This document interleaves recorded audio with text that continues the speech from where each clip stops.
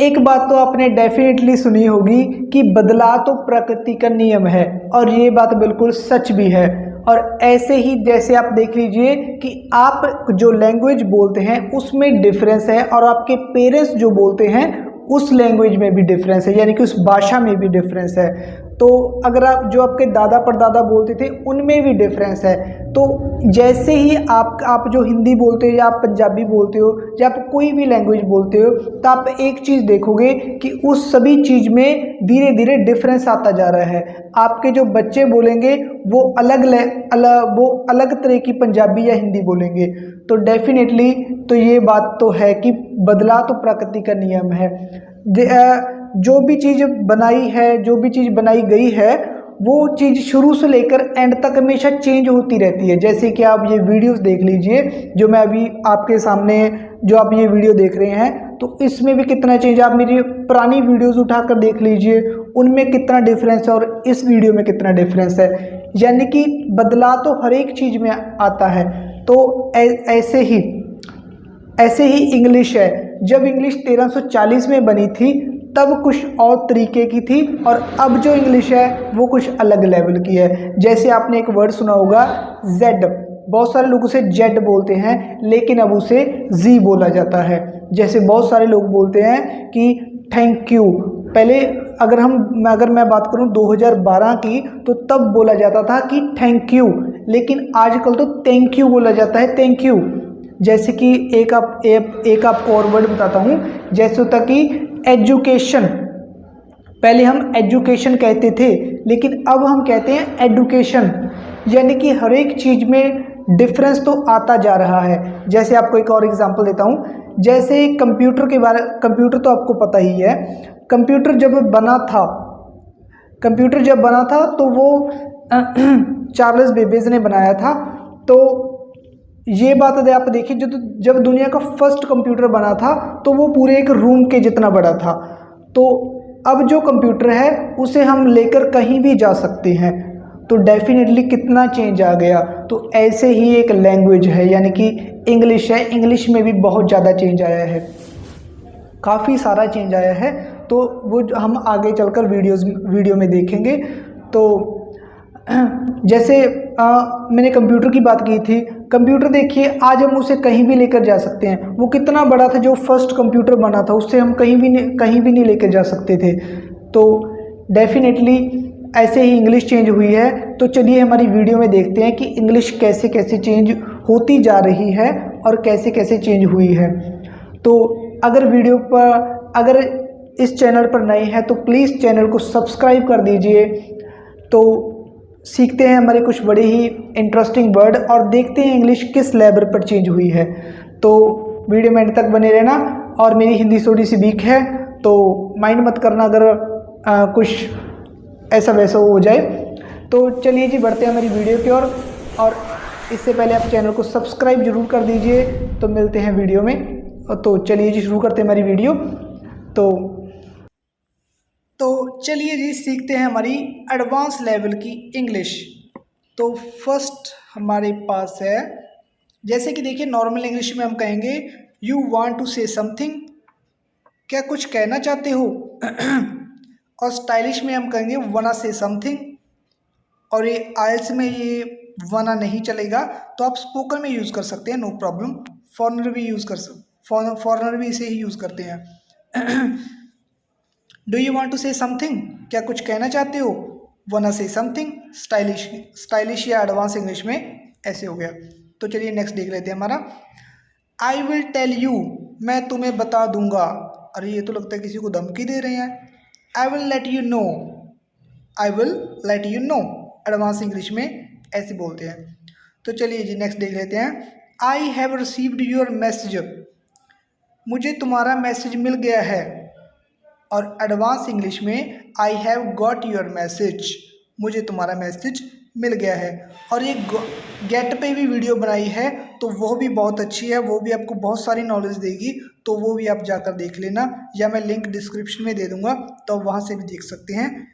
उससे आपको गेट में आपको अच्छे से समझ आएगा कि गेट कैसे, कहाँ और कब यूज़ करना है।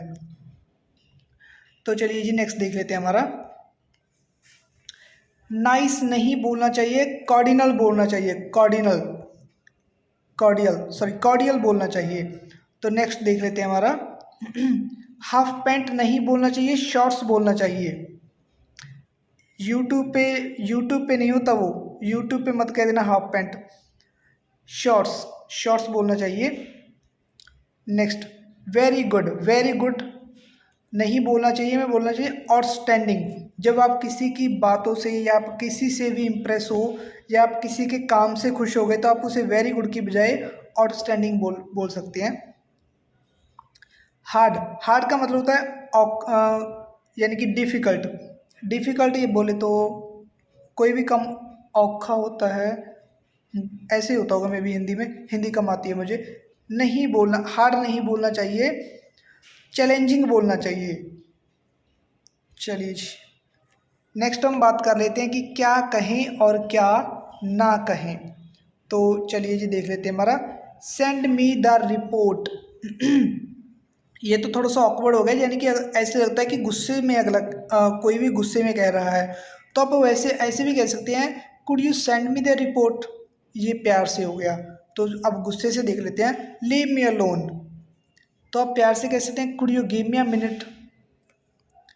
नेक्स्ट हम देख लेते हैं tell me when you are available, let me know when you are available, तो ये बड़ा अच्छा है। यू आर रॉन्ग को I think you might be a mistaken, तो आप ऐसे कह सकते हैं यानी कि प्यार से। जैसे आपने पंजाबी या हिंदी में तो सुना ही होगा कि ये बात आप प्यार से भी कह सकते हैं, तो इंग्लिश में भी गुस्से वाली इंग्लिश भी होती है और प्यार वाली इंग्लिश भी होती है। तो आप डेफिनेटली ये जो ग्रीन साइड वाली दिख रही है ये साइड वाली यूज़ करें तो आपका डेफिनेटली इफेक्ट भी पड़ेगा सामने वाले पे। तो चलिए जी नेक्स्ट देख लेते हैं that's a bad idea, I am not so sure that's a good idea, your working is not good, I am not quite satisfied with this work, तो आप ये कह सकते हैं I don't like the colours in this design, तो ये तो हो गया सीधे किसी को कह देना। ये हो गया I am not too fond of the colours in this design, तो आप ऐसे भी तो प्यार से कह सकती है ना।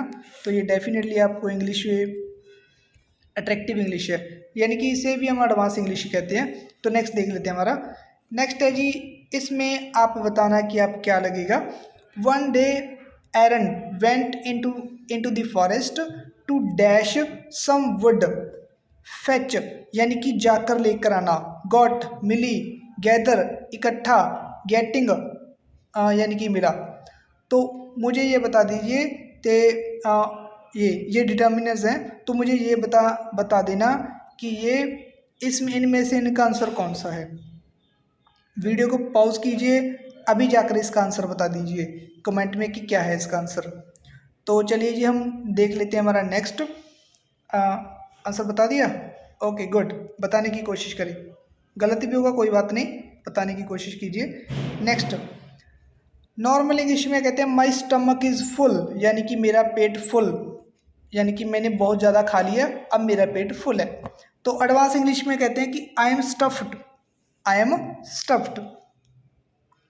नेक्स्ट देख लेते हैं नॉर्मल इंग्लिश में कहते हैं हम he has a lot of money, अरे बड़ा वाह काफ़ी अमीर लगता है।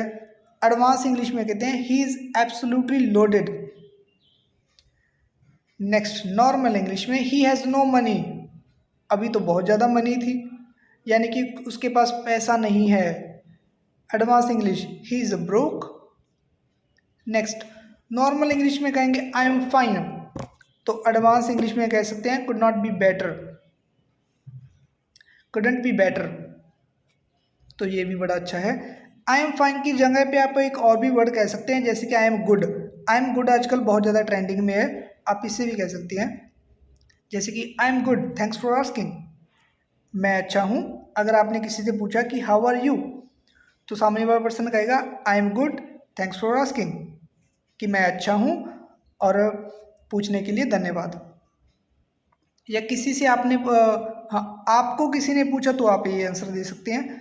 नेक्स्ट देख लेते हैं ये हमारा हैव अ नाइस डे, आप इसकी बजाय यानी कि आपका दिन अच्छा हो, आप इसकी बजाय ये भी कह सकते हैं हैव अ गुड वन, कि इसका मतलब यही होता है।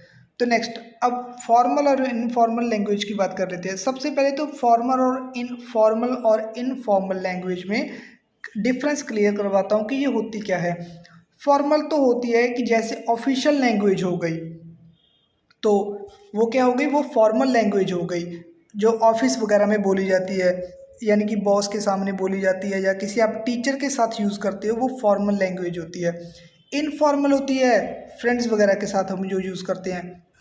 तो जैसे आपको एक और एग्जांपल दे दूं, जैसे कि हाय हो गया, हाय वर्ड होता है इनफॉर्मल, यानी कि ये हम फ्रेंड्स वगैरह में यूज़ कर सकते हैं। अब हम ये टीचर के सामने नहीं यूज़ कर सकते, टीचर के लिए हम यूज़ करेंगे hello, hello sir, hello ma'am, हम ये वर्ड यूज़ करेंगे। ऐसे थोड़ी कहेंगे हाय सर, तो वो तो आपका इंप्रेशन बैड पड़ जाएगा ना। तो चलिए जी, इनफॉर्मल और फॉर्मल में तो आपको डिफरेंस समझ आ गया होगा। फॉर्मल हम ऑफिशियल लैंग्वेज है, यानी कि टीचर वगैरह के लिए यूज़ करते हैं। इनफॉर्मल हमारे फ्रेंड्स वगैरह के लिए होती है। तो सबसे पहला वर्ड है इनका नाइस टू मीट यू। हाँ, एक बात और आपको बता दूं, जैसे कि हाय हो गया इनफॉर्मल, और हेलो वर्ड है वो हम यूज़ करते हैं किसी को रिस्पेक्ट देने के लिए, वो हो गया जी फॉर्मल। तो चलिए जी, nice to meet you, it's pleasure to meet you, तो आप ऐसे कह सकते हैं, यानी कि आपसे मिलकर खुशी हुई, तो आप ऐसे कह सकते हैं। वरीड अबाउट यू, यानी कि आपके बारे में चिंता है। कंसर्न्ड अबाउट यू, इसका मतलब भी आपके बारे में चिंता है। Just a note to say, I am writing to inform you, यानी कि ये मैं आपको बताने के लिए लिख रहा हूँ। I have creative mind, I have highly innovation, यानी कि मेरा दिमाग बहुत तेज है। I have a creative mind, तो आप ऐसे कह सकते हैं आई एम हाईली इनोवेशन।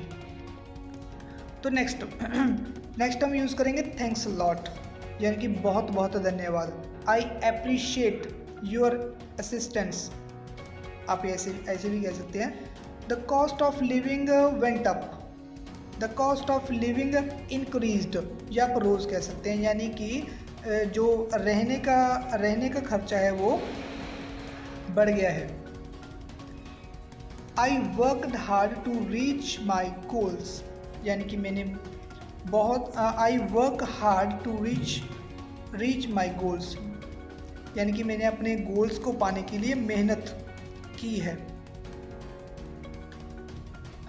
या कर रहा हूँ। Next, I am incredible demanded and highly motivated, आप ऐसे भी कह सकते हो। तो चलिए जी, अब हम नेक्स्ट देख लेते हैं। हमारा नेक्स्ट है इंग्लिश। इसकी इंग्लिश आप कमेंट में करेंगे। खाना बहुत स्वादिष्ट है, अरे वाह, मुंह में पानी आ गया, और खाया क्या है? चलिए जी देख लेते हैं। खाना बहुत स्वादिष्ट है, और इसका आंसर आप अभी कमेंट में कर दें। आपको जैसा भी आंसर आपको आता है ज़रूर कमेंट करें। नेक्स्ट देख लेते हैं जी हमारा वेरी फास्ट, यानी कि बहुत तेज। आप क्विक भी कह सकते हैं, जैसे आजकल मोबाइल में आ रहा है ना कि क्विक चार्जर, यानी कि फास्ट चार्जर, उसे क्विक चार्जर भी कहते हैं। नेक्स्ट, थैंक्स यू मत बोलिए, ये रॉन्ग है, ये धन्यवाद देने के लिए आप यूज़ करते हैं। आप कहते हैं थैंक यू। और आपको एक चीज़ और सिखाऊं कि 2012 में तो बोलते थैंक यू, और अब बोलते हैं थैंक यू। आप बोलकर देखिए थैंक यू। अगर आपकी किसी ने काफ़ी बड़ी मदद कर दी तो आप कह सकते हैं thank you very much, thank you so much, आप ये भी यूज़ कर सकते हैं। तो उम्मीद करूँगा ये आपको जानकर अच्छा लगा। तो नेक्स्ट देख लेते हैं हमारा वेरी ओल्ड, यानी कि बहुत पुराना। वेरी ओल्ड, तो आप उसे एंशियंट भी कह सकते हैं। एंशियंट हो गया यानी कि बहुत पुराना, यानी कि राजे महाराजे की टाइम की बात हो गई एंशियंट। और जो चीज़ बहुत ज़्यादा पुरानी है आप उसे एंशियंट भी कह सकते हैं, वेरी ओल्ड कहने की बजाय। नेक्स्ट देखते हैं वेरी हैप्पी। वेरी हैप्पी होता है कि बहुत खुश, और ये आप मत बोलिए, ऐसे मत कहिए आई एम वेरी हैप्पी, मैं बहुत खुश हूँ। डिलाइटेड बोलिए, I am delighted, I am delighted, या आप कह सकते हैं I M over the moon, I am over the moon, ये भी बड़ा अच्छा है। तो नेक्स्ट देख लेते हैं हमारा वेरी अमेजिंग, यानी कि बहुत बढ़िया।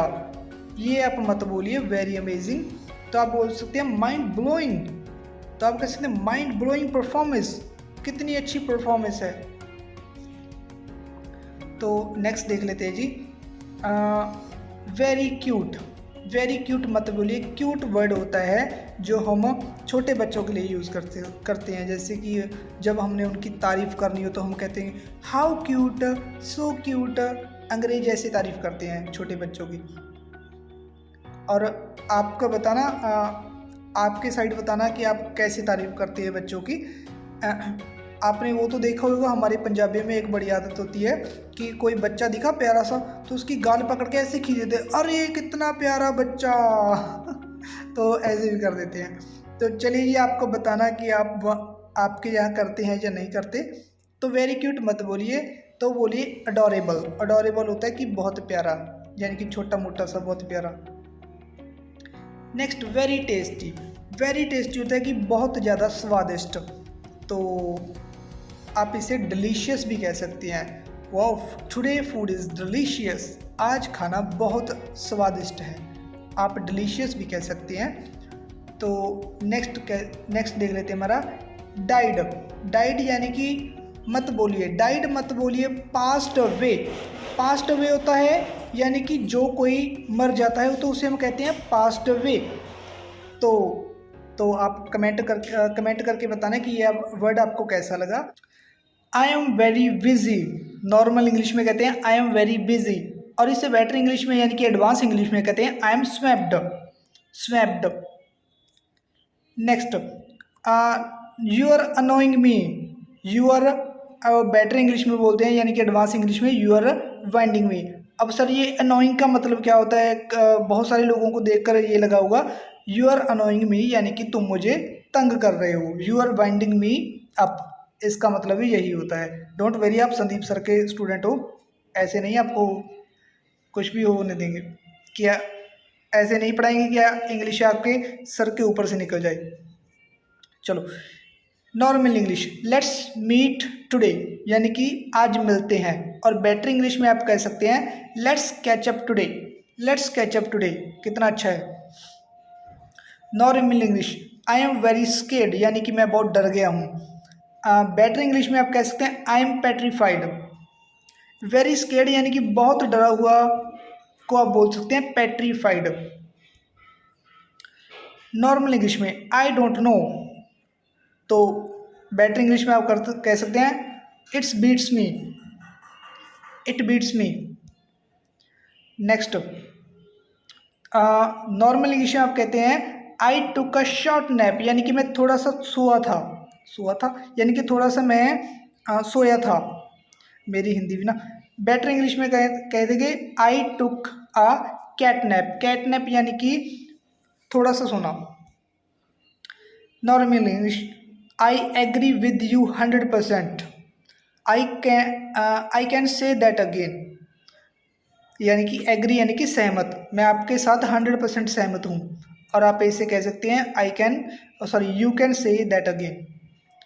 नेक्स्ट आ गई normal English, I am going to work यानी कि मैं काम पे जा रहा हूँ, और बेटर इंग्लिश में आप कह सकते हैं I am off to work यानी कि आज के जो एडवांस इंग्लिश में उसमें टू हटता जा रहा है, और गोइंग को हटाकर लोग ऑफ ज़्यादा यूज़ कर रहे हैं, तो आप भी ऑफ यूज़ कीजिए। जैसे कि I am off to bed यानी कि मैं बेड पर जा रहा हूँ। I am off to office, I am off to work, I am off to school, तो आप कुछ भी यूज़ कर सकते हैं। Next normal English, she got married यानी कि उसकी शादी हो चुकी है।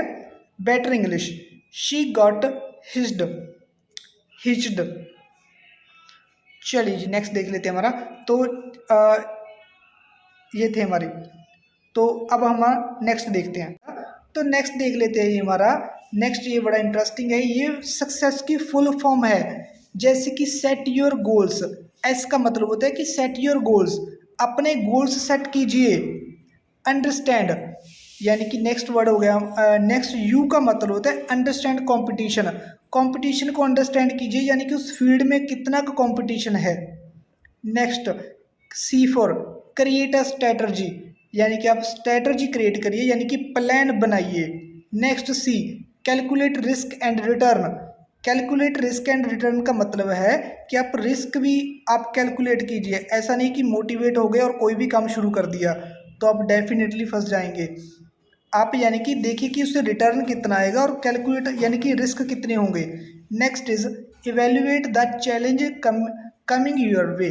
तो आप ये भी देखिए कि आपके रास्ते में कौन कौन से चैलेंज आएंगे, यानी कि आपको कौन कौन सी प्रॉब्लम्स फेस करनी होंगी, तो क्या आप उसके लिए तैयार हैं।